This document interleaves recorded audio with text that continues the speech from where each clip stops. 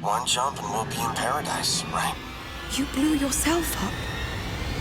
I know what the man in the wall is. Some level of intrigue brought you to Warframe, whether that'd be the idea of ninjas in space or borderline magical abilities. Regardless, there was a level of curiosity. There always is a level of curiosity in anything we are interested in. And the story I'm about to tell you is one that dwells on the peak of curiosity as well as the depths of fear. Let's begin. Long ago, there lived an omnipotent race called the Orkin, their signature being the white and gold adorned on almost anything they could. They were a representation of divinity, purity, and luxury. Though this brilliant exterior could not hide their ruthless ways of living. They committed atrocities all across the solar system, draining the resources from Earth first, then terraforming the rest of the planets for habitation. This solar system is only so big though, and for a race that had discovered a rudimentary way for immortality, it was even smaller. Continuity had allowed the system to reach critical conditions. Orkin were reproducing but not dying. The Technocyte virus was to be repurposed to make Earth habitable once more, but where the Orkin saw innovation, fate saw ruin. Even then, this supervirus still was not capable of thinning the herd as much as it needed to. It just made the system even more cramped, which led the Golden Race to create the Sentients, robots whose sole purpose was to find and terraform a new home for the Orkin, far, far away. But what happened during that desperate attempt? Colonization of the new Tau system imminent before the sentient treason. With the discovery of this anti-realistic plane, the Void brought a way to travel to this prophetic system, where the Orkin would be renewed. Thank Albrecht, whose tenacity ushered in the horror that was the Zariman 10. If you're listening to this, I guess you found the datapad I left sitting on your bedside table. Subtle, I know. I wish I could say this in person, but ever since Cavaliero's little show of force, we're on double shifts. I've been thinking about what you said, though. Look, you've always been the smart one in this relationship. And I know how much you look up to our comedian Yanta. What I'm trying to say is, I'm sorry. I'm sorry I said Yanta and your team were gonna get us all killed. It's just that things have been intense lately, and I'm still not convinced that Yanta isn't insane. But you are, and always will be, the most important thing to me. And if you really do believe the jump will be safe, I'll trust you. Anyway, I'll shut up now. These last few weeks have been rough, but we just need to hold out a little longer. One jump and we'll be in paradise, right? Okay, I'll be home late. Love you, my angel.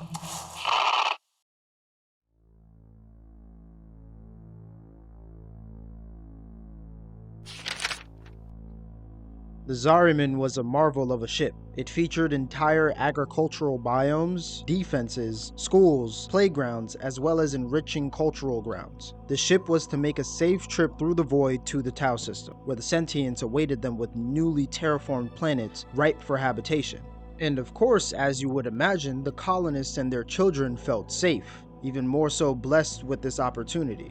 Their safety and comfortability was attributed to the life the Zariman was capable of providing. There were 5 main compartments of the ship, each serving a purpose. The Greenway was used for agriculture. All of the denizens on the ship would rely on this zone for food. I can only imagine how beautiful it was. Hoovel Commons, the main space for housing, where each passenger had a dormer zone for living. These living spaces had kitchens. They also may have had bathrooms as well, considering the level of technology here. Everview Arc was a gathering place where passengers could socialize and compete in sport. The main sport was Lunaro, a sport akin to basketball. Every player is equipped with a claw and tries to throw the ball through their opponent's goal more than their opponent. Halico Perimeter. This was a schoolyard with classrooms for children to continue their learning, as well as an entire track for exercise. Perhaps even more sports are unmentioned. Lastly is the Oral Works. This is where the ship's reliquary drive is located, the reliquary drive being the engine of this gargantuan ship. It is no mystery that during the early days of the Zariman, people were filled with hope that everything was going to be alright. They were led by some great minds that were eventually twisted by the Orkin. As the Zariman approached the edge of the system, the people were informed of how they would reach the new Tau system. The discovery of the Void was no surprise, but how they would use it shocked the masses. They all knew a big jump was coming. Not a safe, controlled sequence of bursts, but a single, mad leap. So the people found 1,000 ways to say no. And I denounced them as filthy traitors. You had no choice. A single jump across the Void, straight into the Tau system. Slowly but surely, the morale of the citizens on the ship began to deteriorate. The Void was discovered and harnessed for some time now, but as we can see from Albrecht's research, void travel was not ideal. And from this, we know that most Orokin knew that fact as well. This then sparked a chain of events. Amidst the turmoil, an Archimedean by the name of Yanta began to denounce everyone who disagreed with the jump as traitors, with her hands somewhat tied from the pressure of the Seven. The Seven were a congress of executors, second only to the unknown emperors of the Orokin, more specifically Executor Tuval, the patron of the Zariman, and of course, member of the Seven. What made what Yanta did even worse was the fact it was reinforced by Quinn, the bearer of the Crystal Index. The Crystal Index was capable of digitizing someone's mind instantaneously, turning them into Cephalons, R.I.P. Ordis. This of course killed them, but preserved their mind for further use. Naturally, people began to plot and scheme against the higher powers. What once was an exploratory mission on a beautiful ship became a prison. Holdfasts, the person to be in charge of homesteading when the Zariman arrived in Tau, planned to sabotage the Greenway. All the agricultural biomes, gone. All of it whisked out into space, completely unsalvageable. The people of the Zariman cheered, believing the voyage was over, happy because the ship could not sustain the crew without the ability to make its own food. They only came to terms with their grim reality after Executor Tuval spoke. Is no more. We stretched forth our great hands, shaped to match our generosity, and we gave such abundance. You citizens were to be the first to settle a new system. And now, your bestial defiance has cast you into the pit. Come to those hands again, and you will find them closed to you. Left with no choice but to complete the jump, chaos ensued. Quinn would force Caballero, a soldier and security personnel, to make an example of all those who were opposed to the jump. Quinn likely made so many Cephalons that he lost count. Holdfasts and Yanta were overwhelmed with regret. Holdfasts for causing the starvation of everyone on the ship, and Yanta for reinforcing the safety of the jump. As society began to devolve, the crew aboard the Zariman would learn that they have yet to see the worst. Pardon the interruption. This is Zariman Actual. All decks, all stations, stand by for reliquary field drill.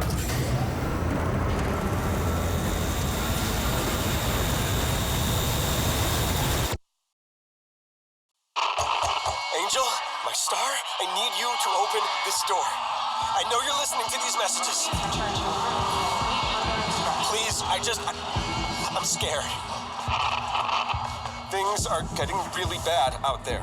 I went to look for supplies and, my God, the bodies. I think some of them were children. I should barricade this apartment. Look, you can't stay locked in there forever. I don't care about the jump. I don't care what went wrong. I just care about you. Just come out, please. The jump spelled doom for everyone on board. Why? Because it failed just as everyone thought. Now stuck in the void, madness gripped most of, if not all, the adults. They began to tear each other apart, as well as the children. The body count began to rise as terror took over anyone who remained sane. The children barricaded themselves away from their parents, frantically trying to escape. Holdfasts did her best to protect the kids before getting ripped apart by their parents. Cavallero died soon after, blowing himself up to avoid the same fate.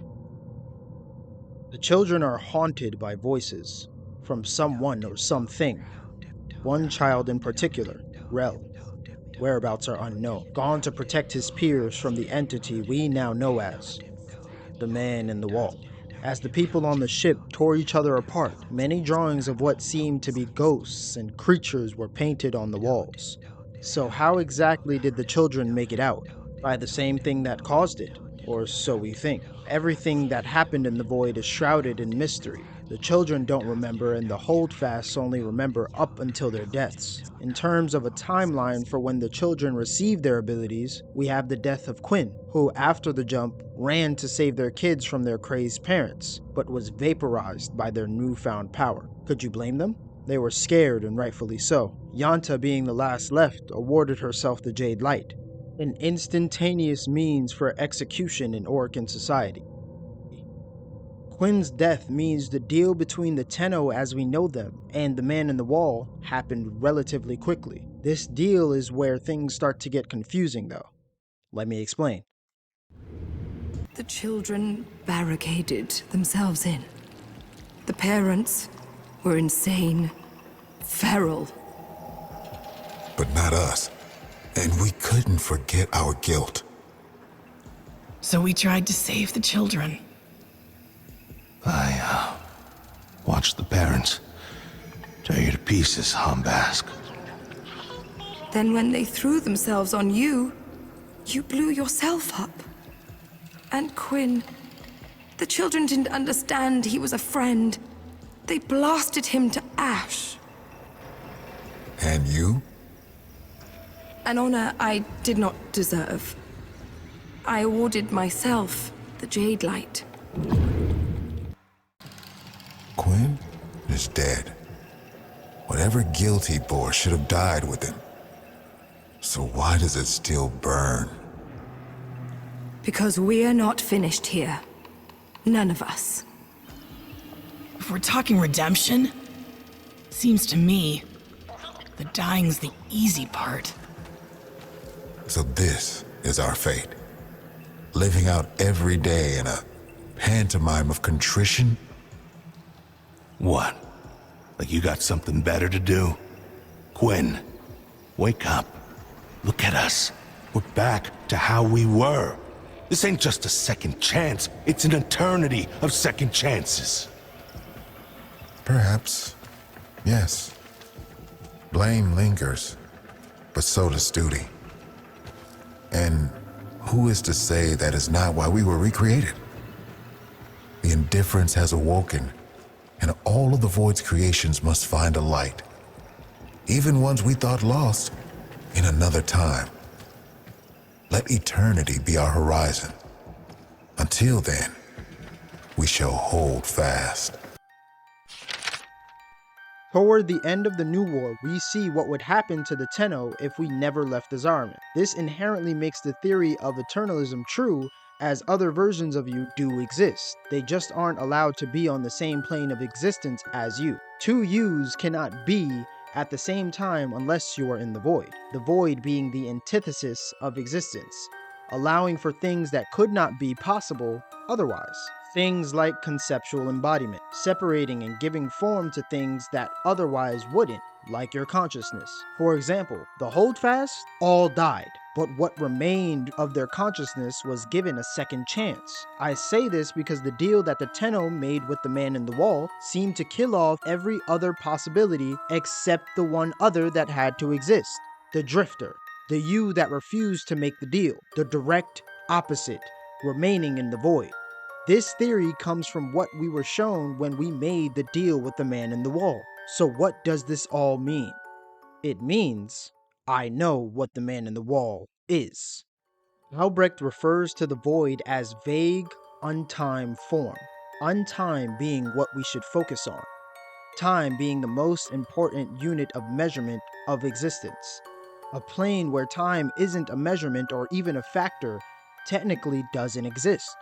So Eternalism, the Great Block, the idea that we exist only on one side of that block at a specific point in time, changing the frame or side changes the circumstance. The deal with the indifference seemed to eliminate all other sides of that block that weren't necessary for two facets of reality: the Tenno and the Drifter. This, of course, granted the abilities of the Void, similar abilities to that of the Man in the Wall. The Void, in a sense, may be the origin of existence, something much larger than anything we could possibly think of. What is consciousness? Where does our consciousness come from? Does consciousness make us who we are? The Void has the ability to give consciousness to things that wouldn't have it otherwise, and give form to it without the need of a living vessel. The bird cavia in Albrecht's laboratory posed many similar questions, curious about existence and why is it aware of existence now.